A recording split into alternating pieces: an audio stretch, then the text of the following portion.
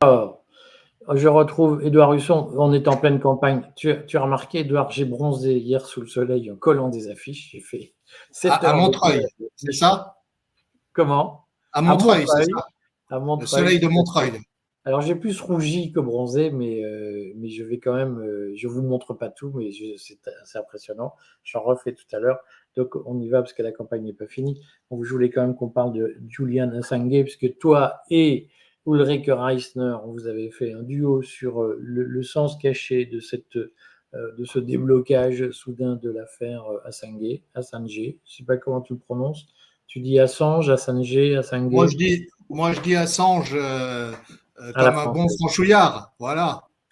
Et donc, il y a eu un déblocage subi de cette affaire pour le plus grand bonheur de tous les défenseurs de la liberté, dont nous sommes, même si on y reviendra après les élections, mais Thomas Campo, le préfet de l'Aisne, vient de considérer que défendre les libertés était un thème d'extrême droite, ce qui est un aveu en soi de l'état de déliquescence de l'énarchie et du corps préfectoral en France.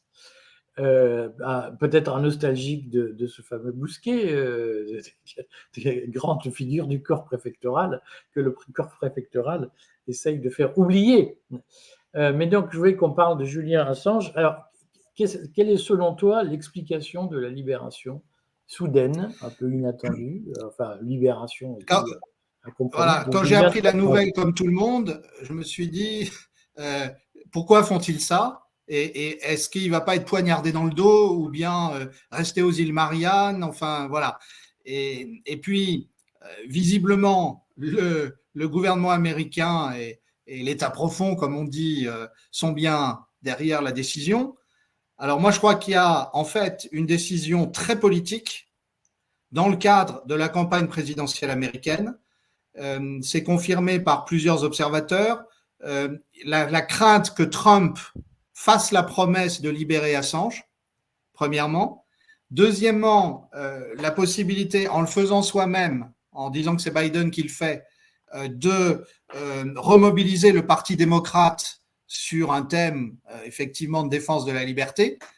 Et Ulrike Reisner a souligné hier sur le Courrier des stratèges que il semblerait qu'on reproche à Mike Pompeo, l'ancien secrétaire d'État de Trump, d'avoir justement très maltraité Assange, porté atteinte à sa liberté personnelle, etc. Donc, on aurait dans ce cas-là, si c'est confirmé, une machine de guerre des démocrates pour essayer de déstabiliser les partisans de Trump. Mais en quoi les partisans de Trump sont plus ennemis d'Assange que les autres? Ah, je pense qu'ils ne le sont ni plus ni moins. J'imagine même qu'avec son instinct politique, au fond, Trump gardait cette carte dans sa manche. Mais au fond, on sait très bien que républicains comme démocrates, néoconservateurs de toute nuance, ont voulu faire la peau à Assange pour tuer toute forme de journalisme libre.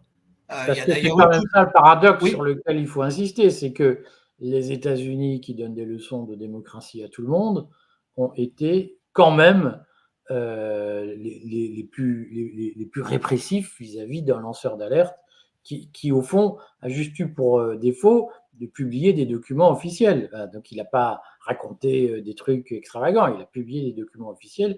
Et le gars, il est persécuté depuis qu'il les a publiés. Alors, effectivement, bon, il en a quand même publié 700 000, hein, et il en a publié 700 000 sur les sujets qui fâchent, à savoir la guerre d'Afghanistan, la guerre d'Irak, le comportement de l'armée américaine, les éventuels crimes de guerre. Bon, alors évidemment, on voit bien le paradoxe, c'est que quand le Washington Post ou le New York Times, médias mainstream, reçoivent une fuite tout à fait organisée du Pentagone ou de la Maison-Blanche pour parler d'un problème causé par la politique américaine, ça c'est autorisé. En revanche, quand Julien Assange et son groupe de Wikileaks publient sans demander l'autorisation et sans que ça soit du off officiel, alors là, c'est pas utilisé du tout. C'est pas autorisé du tout, pardon.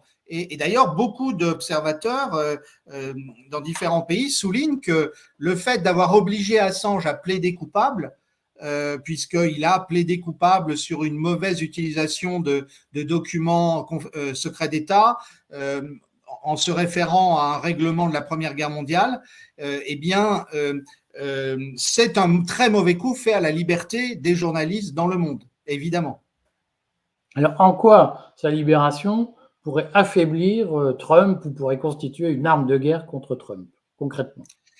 Alors, concrètement, je dirais que de la part des stratèges du Parti démocrate, c'est assez malin parce que vraisemblablement, ils ont pris de vitesse Trump, qui avait l'intention d'annoncer ça. Ils lui ont coupé l'herbe sous le pied, en fait. Voilà, ils lui ont coupé l'herbe sous le pied. Ça, c'est la première chose.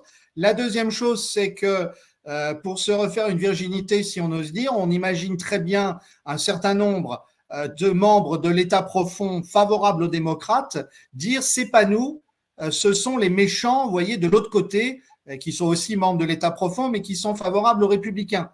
Voilà en gros ce qui va se passer.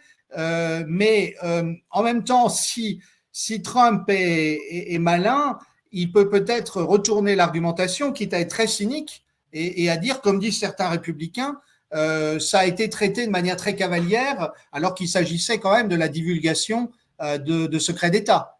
On peut très bien imaginer un conflit à front renversé où Trump dit « Vous avez voulu faire ça, eh bien moi je vais défendre l'honneur de l'armée américaine et le confidentiel défense. » Mets-toi bien devant ton écran, Edouard, parce que là, tu vois, on voit un petit bout de visage seulement. Concrètement, donc, est-ce que tu peux juste nous faire un point rapide sur la situation des élections présidentielles aux États-Unis pour qu'on sache, qu'on recontextualise cette information? Alors, effectivement, Trump mène dans tous les sondages, malgré la présence de Robert Kennedy Jr. comme candidat indépendant. Il semble qu'ils ne prennent pas tant de voix que ça à Trump, et même le Washington Post est obligé de dire que dans des États litigieux comme la Géorgie, comme la Pennsylvanie, pour l'instant, Trump mène sans aucun débat. La deuxième chose, c'est que Biden est de plus en plus ouvertement en mauvaise forme. Il devient de plus en plus difficile de cacher que, on va dire qu'il n'a pas toute sa tête, ou en tout cas il ne l'a que quelques heures par jour.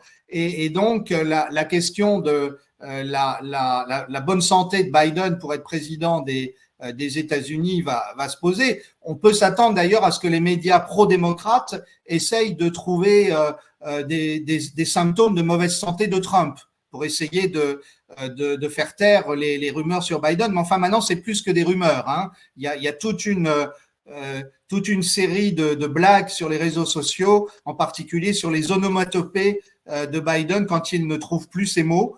Et ça fait beaucoup rire.